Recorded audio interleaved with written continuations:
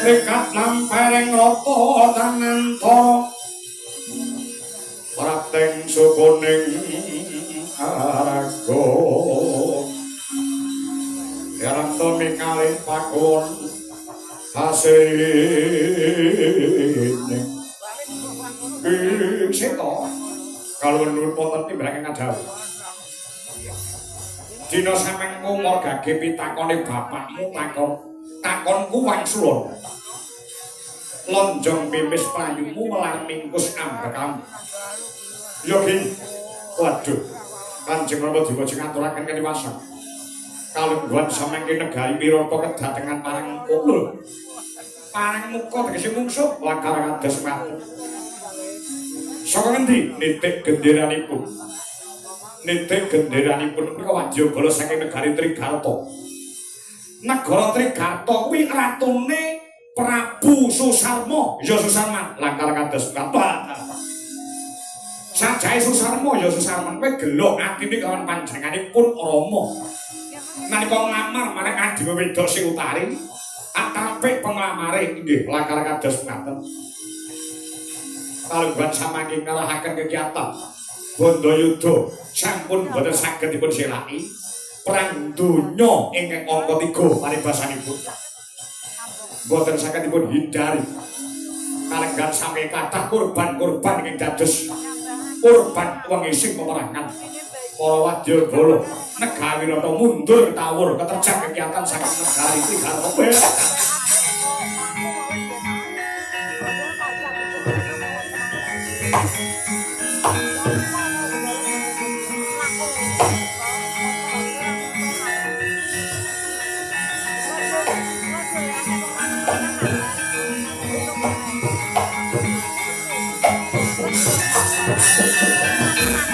kang katrajang ing dahana wadya sangkem keprabon prang kakabra mangkota matine pakmu cilik kenca rupa kenca kang sataka raja mala rumangsaning mungsuh dadi srana ringkihe negara Wirata iki aja dikira negara Wirata iki ringkih selagine Prabu Matswapati sing meger urip siagan para wadyabala dina samangke aku dhewe kang bakal mimpin para prajurit nrenggalane pakatining para wadyabala ing negara Trigarta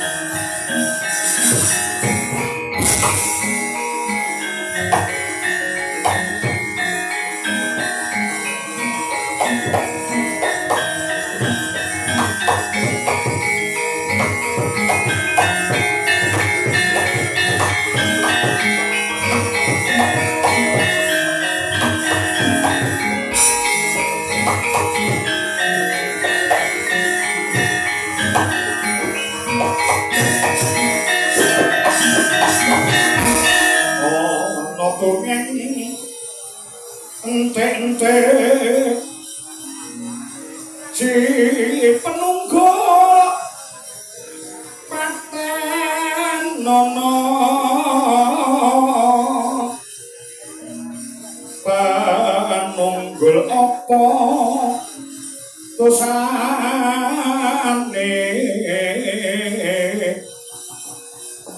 dosa ngungkuli sesama aja tindak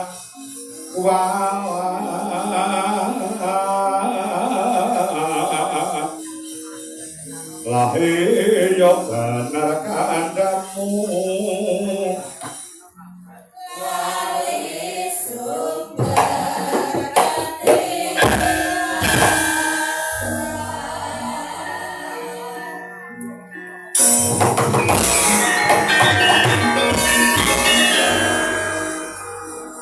ora sisip panduluku kowe anak Ratu Wirata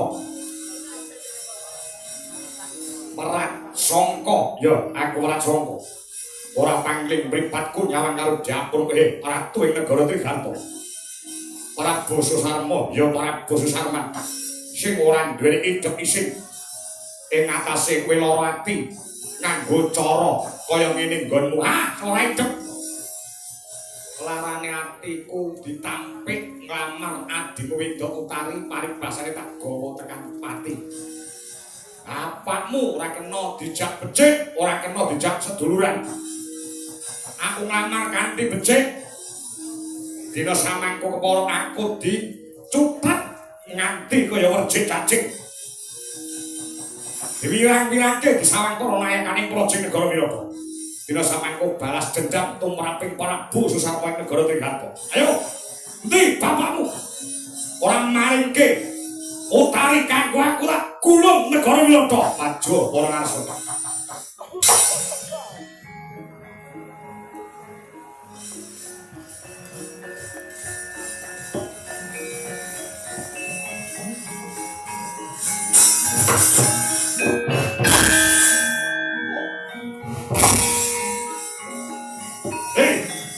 Oyong sak bapakmu.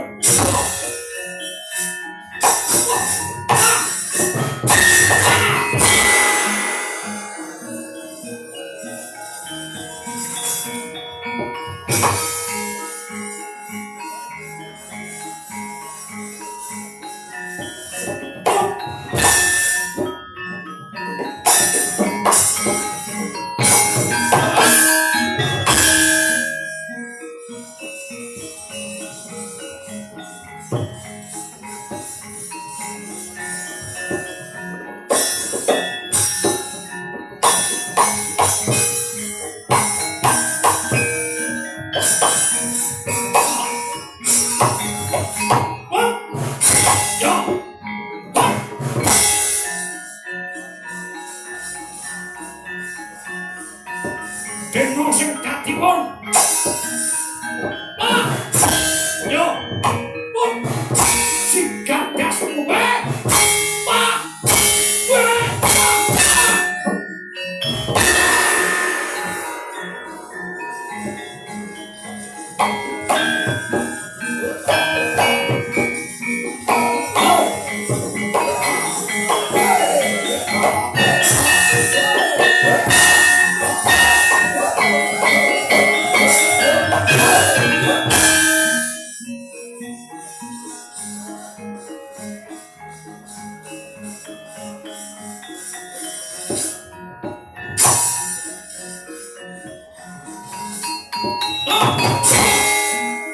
kematian. Aduh. Oh. Yeay! Ah! Ya!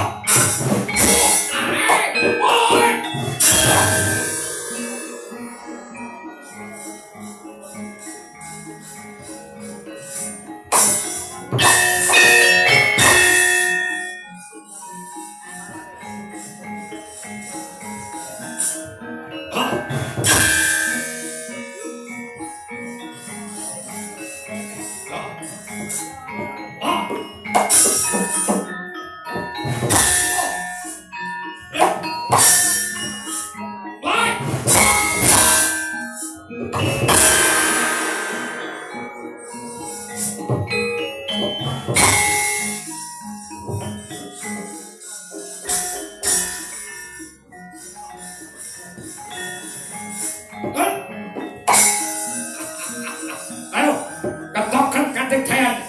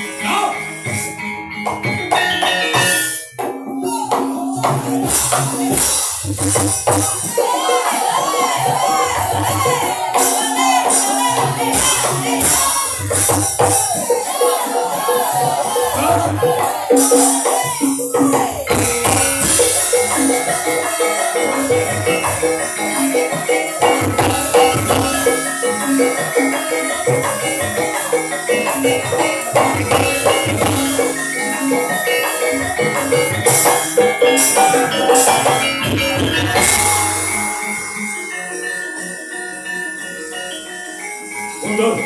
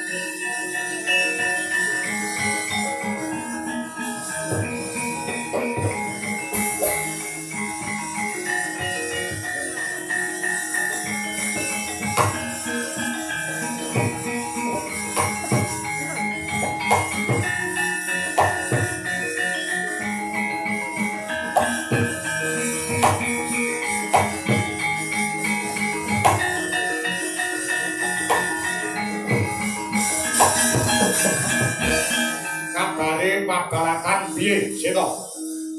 Aduh. Kanjeng Rama Dewa jeng aturaken ing diwasan. Diwasan piye? Wadyabala saking negari Wirata mundur mendelong barisanipun. Kula sengaja mapakaken kegiatan kang satu kadigdayanipun. Susarma nggih susarman kewara kula kasesar ing yudha. Mboten monggo punya tanding lawan kadigdayanipun. Prabu Susarma ing Trigarta edan-edanan.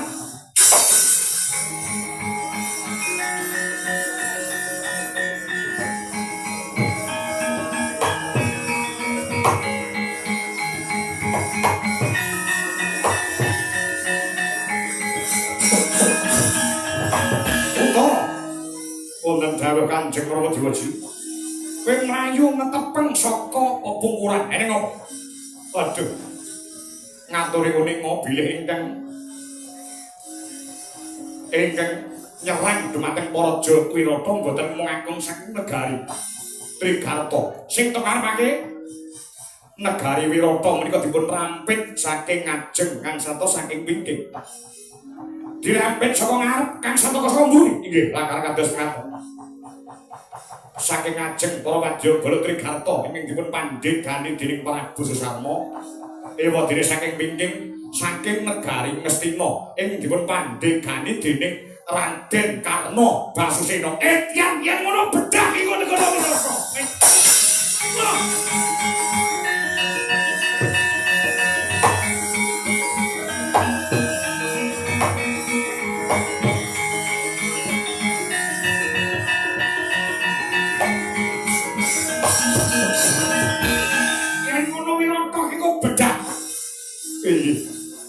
Inggih lajeng kados pun iya dina samangka diduk gawean utawa kowe mlebu Taman Sari slametno adimu wedok si Utari playokno sang ado-adoe kira nganti negara Wirata bedah gedhe-gedhene aku temeka pati adikmu aja nganti jamah dening Susarma nadyan aku wis mati ora trimo yen anakku jamah dening mungsuh niku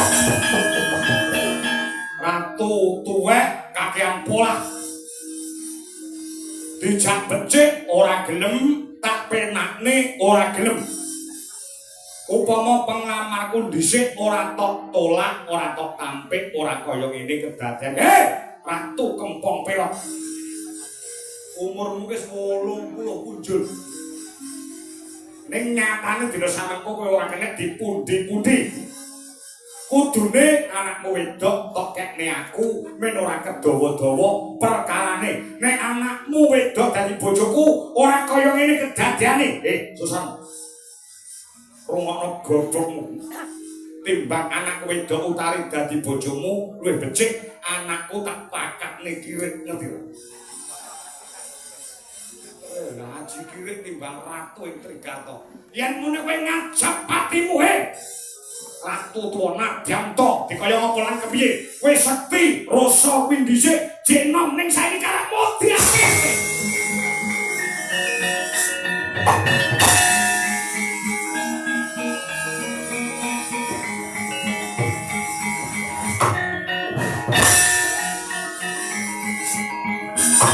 Nadyanta aku tuwa aku kuwi wis umur 87 aku biyen tau didik dadi militer nek dapurmu ora bakal mundur negara Wirata pirani entek sing getih kok-kokasan jiwa ragaku tak udone kanggo negara Wirata kakek cakep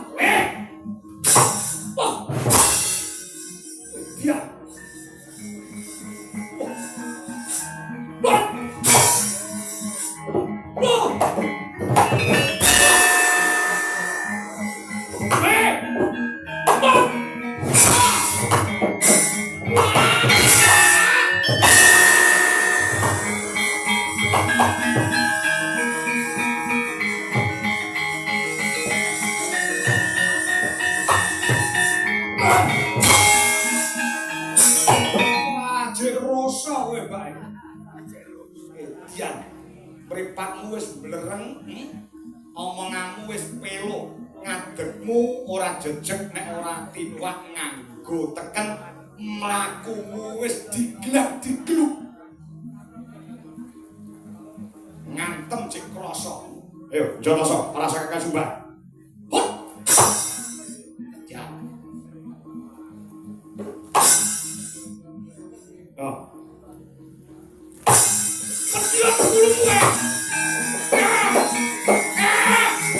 Petian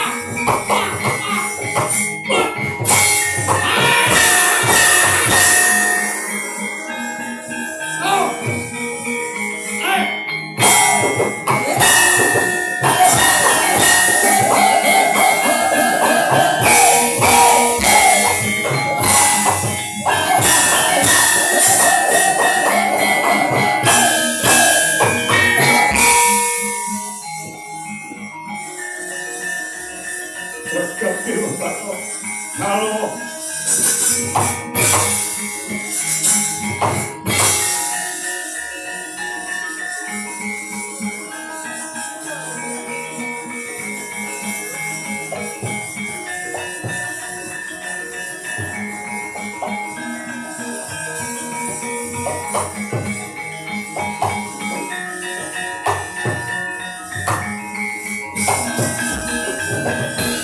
Bima palaguna sekaring toya halon gulung-gulungan denira gebyara samudra denira gebyara samudra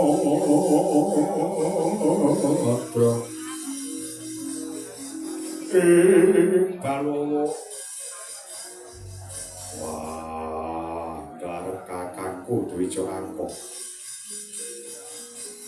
ya kene lewek keringatmu melar mingkus ampekan kalau dina samangku negara wirata paribasane ancik-ancik ana pucuking ngeri sisip katuranggane iki mengko bisa bedah jebul benteng negara wirata monggo kowe ngerti dhewe kalamun tumung karo dikari sedina iki pun kakang lawan siadi pur kadang-kadang luar saka penandang kamun to ora konangan dening wong negara Ngastina. Dina samangko ingkang sipun Prabu Matswapati Prabu Durgandana dinggo bal-balan dening Ratu Trigarta Prabu Susarna. Yen nganti ratune awake dhewe tumeka pati tegese bedah negara Wirata. Yen negara Wirata kuwi bedah diopiak dening wong negara Ngastina, aku lawan kowe mesti konangan. Monggo nek durung genep setahun konangan dening wong negara Gajah Kaya. Pun kakang lawan siadi kudu baleni meneh paukuman 12 taun dadi wong buangan. Kula dina samangkudi sumbut kang sarta jumbuh lawan pangandikane Kanjeng Ibu Kunti Talibrata. Para Pandhawa kudu labuh tumrap negara nusa kelawan bangsa. Labuh kanthi ikhlas, labuh kanthi lahir batin sing ora duweni pamrih. Ketokno gagahmu, ketokno kaprawiranmu. Tulungana ingkang sinuwun ing negara Wirata sinuwun Prabu Matswapati sing dirangket dening Prabu Susarna. Yen ora mok tulungi gandang carang saka pucuk bebayani ya.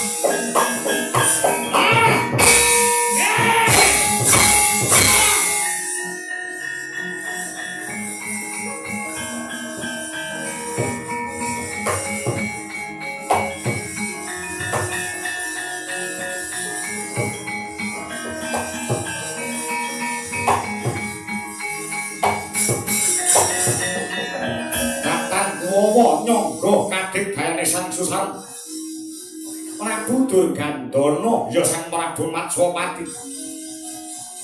Dasare wis lalu yuswa. Tegese wis ndungkap sepuh. Kegiatan kang den regem kaya dene musna kepangan dening umur. Kacarita kaya mangkono. Guyu langkah-langkah sang Prabu Sarmanegara Trigarta. Kanan kuninga lamun to bebaya ana sang ngareping netra. Jangkae wisang jaga abiro pesak kaya kira kesik kaya taden nyolorong sikile bener diadane sang Susarna dalah kalengga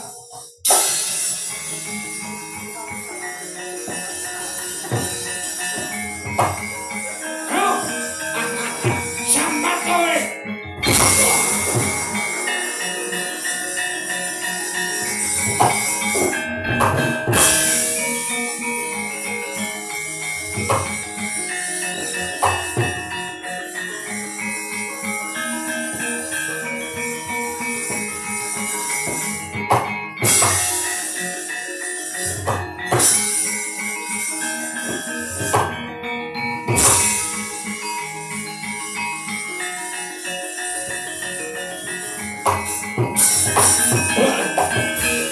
sapa sing ngulungi Ratu Majapahit? Aku wong Wirata. Jagal Abilawa ya sang Dalawa.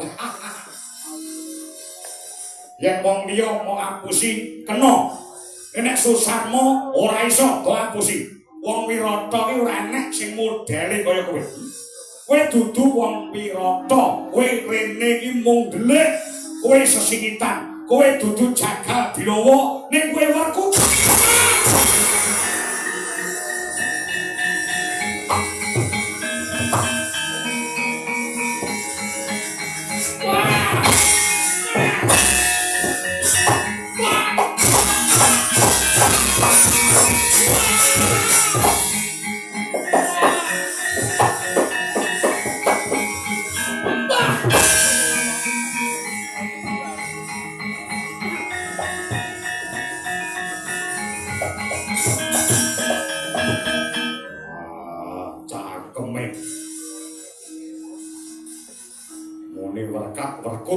Werkut bojone rane wong krungu langsung tak pateni araga jaringane tak untir ususe tak bedhote ususe nganti mrotoli ususmu jebol wadukmu muncrat ketemu kali grojokan. Selamat jalan Susarmo.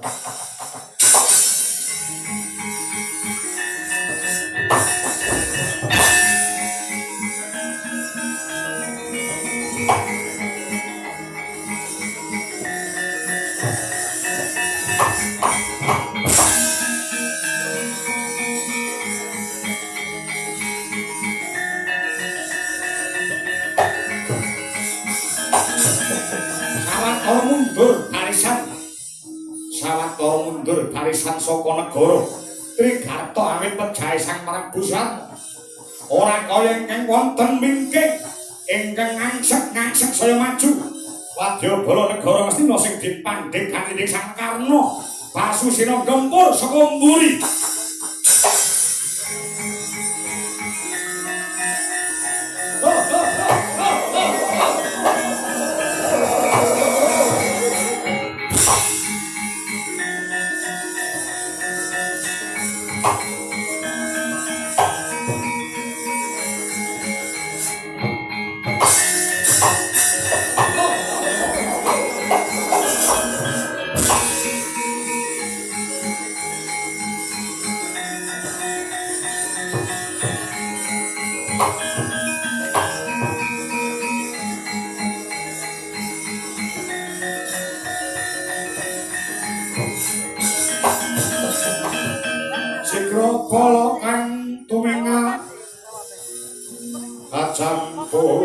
Samyo medali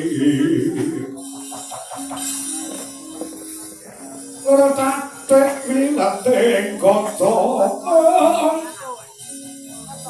tanyemang kumanguncang niti benjang sangaji mije latinyo ngadali wuwus Tresta Surawinaka maweh Prabawa kang gara-gara